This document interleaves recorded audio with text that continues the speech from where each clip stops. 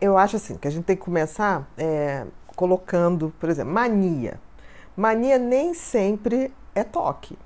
Tem pessoas que têm algumas manias. As manias passam a ser um problema, e pode ser toque, quando elas começam a transtornar a nossa vida. Ou seja, quando você tem uma mania de conferir ferro, tomadas ou qualquer coisa dentro de casa e você, antes de sair, leva um tempo enorme para fazer isso. Aí a gente já está entrando não numa checagem saudável no sentido de segurança. Né? Você já está começando a entrar num processo de viver em função daquilo. Agora, transtorno obsessivo compulsivo significa que toda pessoa que tem transtorno obsessivo compulsivo tem um nível de ansiedade muito grande. Eu costumo dizer que os transtornos de ansiedade são vários. As pessoas conhecem muito bem o transtorno do pânico, que é uma ansiedade muito aguda. Uma pessoa tem uma ansiedade num curto espaço de tempo, ela é capaz de ter um desconforto, uma sensação de morte. O TOC também é um transtorno de ansiedade, só que ele não é um pico de ansiedade, é como se fosse um platô de ansiedade. A pessoa fica ansiosa o tempo todo. Por quê? Porque ela é invadida, o cérebro dela é invadido por pensamentos negativos, intrusivos e que se repetem o tempo todo. Por isso se chama obsessões. Pensamento obsessivo ou obsessões não tem nada a ver com espírito, não tem nada a ver com coisas sobrenaturais. Tem a ver com pensamentos que são de conteúdo ruim e que se impõem à mente de uma pessoa. Eu costumo dizer que as pessoas associam muito o toque numa relação com a limpeza, com comportamentos, mas existe aquele toque do pensamento. E quando, às vezes, a pessoa não consegue identificar que o que ele está tendo também é toque. Porque as pessoas têm uma certa visão, uma distorção do toque, que assim, o toque está ligado a você checar várias vezes uma coisa. Não, mas aí tem uma coisa. É isso que a gente tem que falar. O toque, ele tem necessariamente os pensamentos obsessivos, que são as obsessões, que podem ser de limpeza, que podem ser de simetria, que podem ser de pensamentos sexuais, que podem ser de pensamentos relacionados como se a pessoa fosse agredir alguém ou ferir alguém, né? De colecionar coisas, e são as obsessões. E seguido, você tem as compulsões. As compulsões seriam as manias. Então, assim, é aquilo que eu executo, é aquilo que eu faço quando vários pensamentos ruins invadem a minha cabeça e eu faço alguns rituais, ou manias, ou compulsões, para que eu tente evitar de estar pensando naquilo, que é um pensamento desagradável. O que acontece é que a maioria das pessoas que têm toque, você identifica o pensamento ruim e o que ele faz, o ritual que ele faz para tentar neutralizar esse pensamento ruim. Por exemplo, uma pessoa que fica o tempo todo pensando que ele vai ser infectado por bactérias, por germes, qual vai ser a compulsão dele, ou a mania? O tempo todo está lavando a mão, ou o tempo todo está usando gel, aquele gel antisséptico. Ele vai tentar tirar aquele pensamento de que vai ser contaminado, fazendo um ato de desinfecção, digamos assim. O que acontece é que existe um toque que a pessoa tem os pensamentos e ela faz rituais não visíveis. O ritual passa a ser um ritual também em pensamento. Por exemplo, a pessoa pensa uma coisa ruim e ela faz uma oração mental. Então você não vê aquela compulsão. Porque quando você vê a pessoa esfregando a mão ou batendo não sei quantas vezes na madeira, aquilo fica visível. Então existem pessoas que têm toque, tanto o pensamento é ruim quanto o ritual que ele faz é no pensamento. Esse é o mais difícil de detectar. E o mais difícil de tratar. Eu digo que em períodos dessas crises de infecção, N1, N2, gripes, né? Para a pessoa que sofre de toque deve ser uma coisa terrível. Né? Para as pessoas que sofrem de toque e que o toque está relacionado a essa questão da contaminação, que é bem comum. Sim, elas ficam extremamente preocupadas e o nível de ansiedade sobe muito mais. Mas o mais interessante é assim, que o toque, ele tem uma personalidade, não tem toque qualquer pessoa. A pessoa que vai desenvolver o transtorno obsessivo compulsivo já é uma pessoa que ela tem uma personalidade mais perfeccionista, perfeccionista, uma personalidade mais controladora, uma personalidade que lida muito mal com a falha, principalmente a sua própria falha. Se cobra muito, Se cobra muito e tem uma ilusão de que vai ter controle sobre a vida. A vida não é uma coisa que você controle. A vida faz a gente indo evoluindo. E hoje eu estou numa fase diferente, mas a questão da alimentação, né? Eu sempre trabalhei muito com transtornos alimentares. E aí eu comecei a associar muito que eu percebia em alguns pacientes, algumas pessoas, aquele traço perfeccionista. Quando ele tinha esse traço perfeccionista, você tem que ter muito cuidado quando você vai passar uma dieta, quando você vai falar sobre alimentação, porque ele entra num quadro obsessivo ali naquilo, não, de querer medir, de querer pesar, isso, né? Hoje existe isso, né? Existe muito, você vê pessoas nitidamente com um traço perfeccionista e às vezes já é toque realmente ligado a uma alimentação que é impossível de ser planejada no dia a dia. Então são aquelas pessoas que ficam obsessivamente controlando a comida, a caloria, quanta caloria tem, quanto não tem, se tem a substância tal ou não tem, que se torna um grande peso, né? Porque assim, que você tem uma alimentação saudável, ótimo, mas nem sempre você pode fazer isso de uma forma tão regrada. Porque assim, você passa umas férias, você vai para um lugar, muda a alimentação. Então, você deixa de se alimentar. Como também, geralmente, as pessoas muito ligadas na questão da alimentação... Que paralisa. Que paralisa, A claro. pessoa não viaja, a pessoa não vou Tem sair de casa. pessoas que não viajam. Né? Para não ter que mudar a sua rotina alimentar. Eu já escutei pessoas falarem assim, não, eu não estou podendo sair de casa, que eu estou de dieta. Exatamente.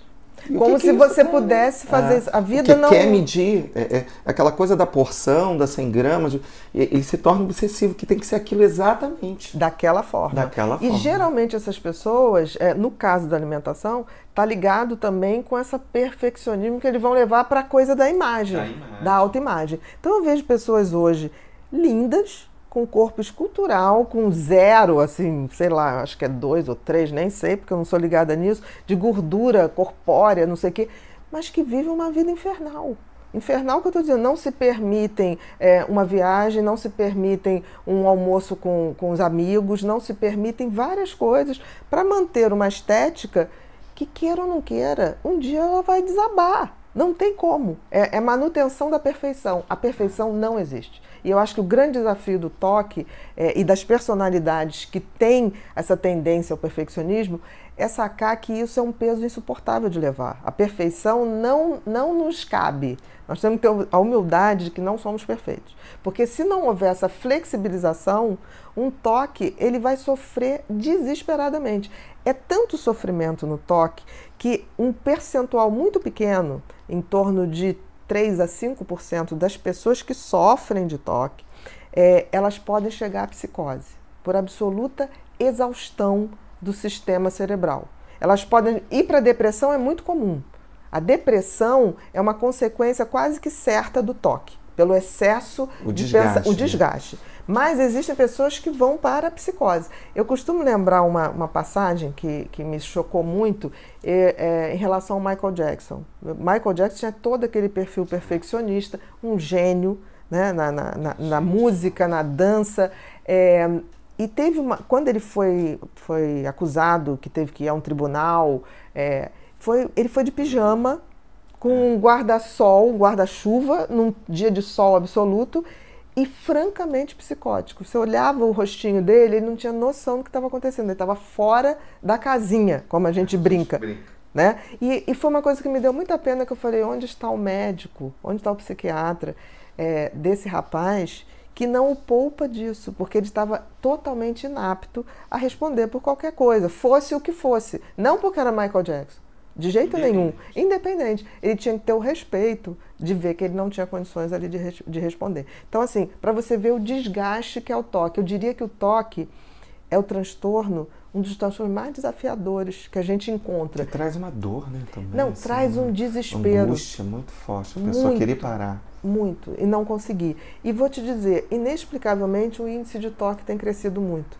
Talvez seja exatamente nessa sociedade que cobra padrões inatingíveis. Né? Você tem que ter o corpo perfeito. Né? Cada dia que passa, a gente tem vivido muito mais a ansiedade. Mas eu acho que aumenta também. Mas não é só ansiedade, porque a ansiedade só por si só ela vai estourar no pânico, por exemplo. Vai estourar no TAG, no transtorno de ansiedade generalizada. O toque ele já tem aquela personalidade. E no mundo das estéticas, das aparências, do que vale é você mostrar, essa perfeição que é vendida nas revistas, vendida nos sites, nas redes sociais, está todo mundo sempre lindo, sempre maquiado, ninguém tem dor, ninguém tem problema, não pode mostrar, exatamente. Numa sociedade dessa, uma personalidade perfeccionista, ela realmente começa a acreditar que ela tem que ser perfeita, e perfeição não existe. Exatamente. Então, assim, ligar o toque à perfeição, essa predisposição, é importante, porque assim, na hora que você vai tratar o toque, um dos grandes desafios vai ser você flexibilizar essa personalidade. E aumenta mesmo. Eu acho que quando você começou a falar, me fez pensar muito assim, nessa coisa do culto ao corpo, essa coisa obsessiva que a gente não pode mostrar. As pessoas já acordam, bom dia, nas redes sociais, né? Ela não pode mostrar dor, ela tem que estar sempre... às vezes me questiono nas redes sociais, assim, nossa, você está com algum problema? Porque essa semana você está falando... Não estou falando de mim, eu estou querendo mandar mensagens, divulgar algum assunto, né? E parece que a gente é obrigado a ter que estar ali nas redes sociais sempre sorrindo e mostrando coisas boas. Mas eu acho que não é só nas redes sociais, eu acho que as pessoas criaram padrões, por exemplo, as pessoas em geral, eu estou falando eu, mulher, as mulheres todas querem a mesma bolsa, da mesma marca, os mesmos sapatos, das mesmas lojas, como se isso fosse uma necessidade. Isso não é uma necessidade, são acessórios. Que se dá para ser daquela loja ou não, ok. Eu vou comprar uma coisa de uma loja que me seja confortável, mas não porque eu tenho que ter aquilo, né? Como se fosse uma obrigação. Essa padronização que a gente tem hoje na sociedade dos bem-sucedidos, quer dizer, o cara tem que ter um carro tal, tem que ter não sei o quê, tem que ter a caneta tal, tem que ter a bolsa tal, tem que ter a mala tal. Obsessivo, Isso vai ficando obsessivo e vai criando um padrão inatingível. E aí cria o outro lado, que são os losers, né? Os perdedores, os que não estão nesse patamar. Então, acho que tem um momento aí que a gente vai ter que rever isso, porque para quem é perfeccionista, está se criando padrões inatingíveis e essas pessoas estão entrando numa onda de muito sofrimento. Agora, Bia, todo mundo que eu converso sobre... Quando eu converso com você, as pessoas sempre me perguntam, ela tem uma fala nela que é muito dela, né? Ter traço é bom. Porque, olha só, eu acho que isso é uma coisa que a gente trouxe nesse conceito da década de 90 para cá, né? 90 do século passado para cá. Existe o transtorno, existe a doença, né? Que já é uma coisa que traz a disfuncionalidade, traz o problema no trabalho, na família, na tua vida social. Agora, existem traços, porque a pessoa não adoece, um perfeccionista não vai adoecer, por exemplo, de euforia, muito difícil. O perfeccionista vai adoecer de ansiedade, de depressão, de toque, porque assim, a gente tem uma personalidade que é muito maior do que a doença que a gente possa vir a ter. Então, essa personalidade é a base aonde a doença pode se acoplar, porque nós não somos perfeitos. Então, não existe um cérebro perfeito. Nós iremos adoecer em algum momento da vida, seja no físico, seja na mente, na estrutura mental. E esse traço é o que eu digo sempre, o diagnóstico mais importante a se fazer é do traço, da essência. Porque a partir daquela personalidade, ele pode até chegar na doença. Mas quando eu for tratar, eu vou ter que tirar da linha da doença e tentar voltar para a personalidade e flexibilizar essa personalidade para que ela não volte a adoecer. Então, o traço nem sempre é ruim. O traço toque, por exemplo, é uma pessoa perfeccionista, é uma pessoa que, por exemplo, para ser revisor de livro, tem que ter um traço toque. Porque é o catador de erros. A pessoa perfeccionista, ela vê o erro. Uma pessoa que faz edição de imagem, seja em cinema, em televisão, ele tem que ter um traço TOC. Obsessivozinho ali naquilo. Tem que ter, para ver o detalhe. Porque assim, por exemplo, eu tenho déficit de atenção, eu sou a pessoa menos indicada para fazer revisão de um livro, porque eu não vejo o erro, eu vejo o todo. Então, eu estou sempre vendo assim, a energia do todo. Eu não me centro em detalhe. Eu digo que eu preciso sempre, quem me conhece sabe, e eu falo nas minhas palestras também sobre isso, eu preciso ter alguém um pouquinho obsessivo com os papéis para tomar conta de mim. De preferência que tenha o traço. Porque aí o TOC ele já está num sofrimento, aí já perde a produção. Já perde a produção. Mas você tem uma secretária que tem um traço TOC perfeito. Ela é perfeita. Que eu digo que é a combinação. Né? Em 2005, quando eu escrevi o Mentes e Manias, teve uma coisa que foi uma luz que me deu de criar o conceito COT. O que é COT? Você inverte, que é a inversão da palavra TOC.